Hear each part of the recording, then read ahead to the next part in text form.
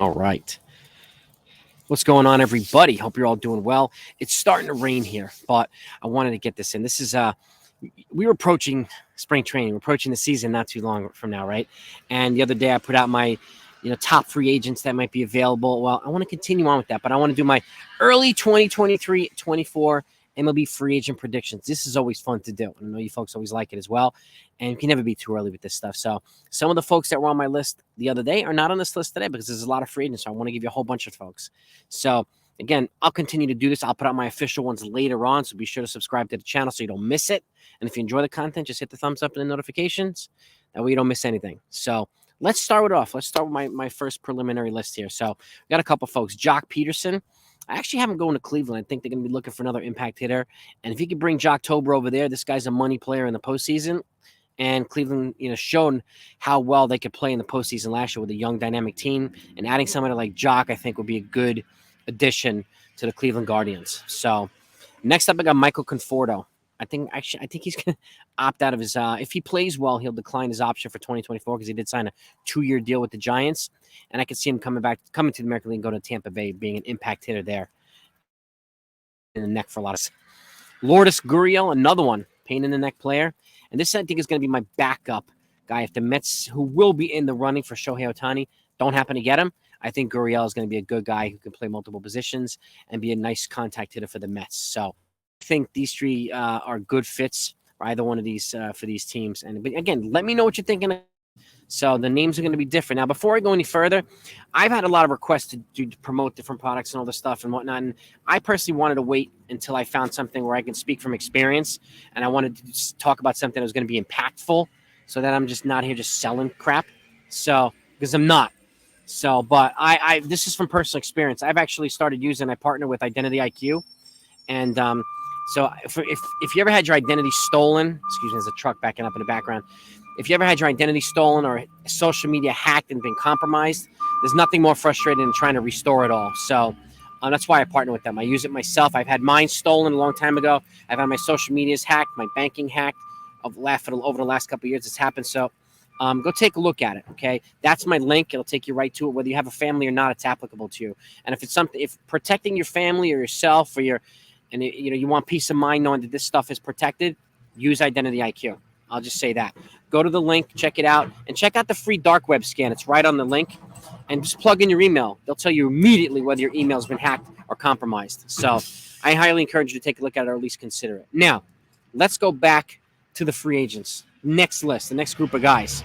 Jordan Hicks, heart-throwing closer from St. Louis Cardinals. I think he's going to move. I think Toronto adding a big armed reliever is going to be a great idea. I think they've been doing a good job of kind of slowly adding pitching along the way. They've had some injuries, but a power arm in the bullpen who could close for them, I think would be another arm that could close for them would be a good idea in their quest to kind of continue to be competitive in the American League East and in the American League altogether.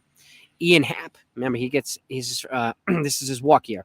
Would he get traded? He probably could get traded, but I think he's going to test free agency one way or another. If he has a good year, Milwaukee hasn't really done much, and I can see him being a good fit over there to complement some of those guys. I don't really think they're going to move their franchise over to Christian Yelich. I just can't see it. There's too much left on his deal. But adding another reliable outfielder who can play defense and can hit, Ian Happ, I think, will be a good fit over there. And again, they're going to need to be competitive in the National League Central, especially based on having the Cardinals and what the Cubs have been doing. And I think the Cubs are going to continue to make moves. I think a guy like Ian Happ would fit that lineup pretty well. Next up, Tony Kemp, all-world player from the Oakland A's. Again, they're continuing their teardown. There's a chance they might move him, but I have a feeling he's going to get the free agency. So, and I could see San Francisco having lost out on Carlos Correa, but bringing in like a guy like Michael Conforto. If he walks, like I had him doing earlier, you can replace him with a guy like Tony Kemp who can play the infield and the outfield. So, and again, is just a solid contact hitter.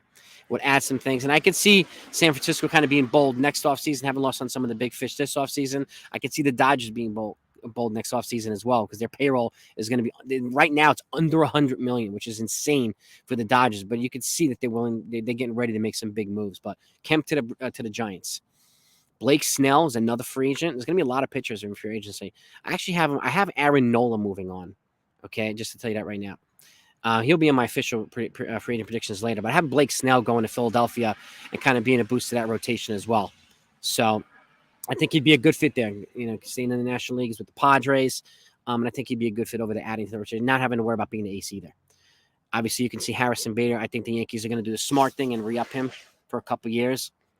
He's the best one, or if not the best, one of the best top 3 defensive center fielders in all of baseball.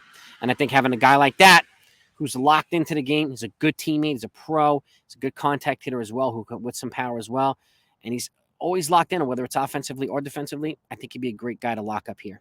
And again, there'll still be some left, other positions available for guys like Spencer Jones, for guys like Jason Dominguez, for guys like Everson Pereira. Left field hasn't been locked up for years. So it's still available in the near future.